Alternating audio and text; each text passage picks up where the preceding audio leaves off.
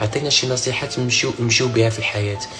النصيحه الاساسيه اللي غادي نقول لك في الحياه هي انك سدي عينيك وسدي ودنيك وسدي فمك وزيد للقدام، وما تسديها في حتى شي ولد القاف ولا دابا هذا شنو تستافد منه؟ دابا المرة اللي كتصنت ليه وديري ليه متابعة ومطلعي ليه الكونت ديالو وكتلقى بزاف ديال الفيديوهات كيطلعوا الفيوز بزاف وكيعطي النصائح وشوف على حالة كي دايرة وشوف القناة كي دايرين وشوف. الحمد لله على الجيل ديالنا حنايا اللي كبرنا وكبرنا فيه الثمانينات والتسعينات واللي قبل منا. كبرنا حنايا، كبرنا حرشين، كبرنا ما كانوش والدينا كيخليونا مع العيالات، ما كانوش كيخليونا معاهم. ملي كيكونوا يجيو غير الديار، يجيو عندك للدار ويكونوا العيالات مجمعين بعضياتهم، كيقول لك خرج للزنقة، سير تلعب، سير مع خوك، سير مع باك، سير مع. عرفتي علاش؟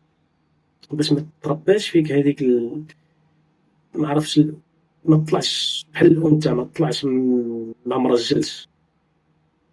حنا راه كبرنا، عرفتي، راه ما كانوا لا ديكوش لا والو، راه كانت غير التسرويله كيضربوا لك غير البلاستيك، غير الميكا والزيف وتريكو ديال باك مقطع، والحمد لله طلعنا رجال بلا الفوق لابس والتحت ما لابس.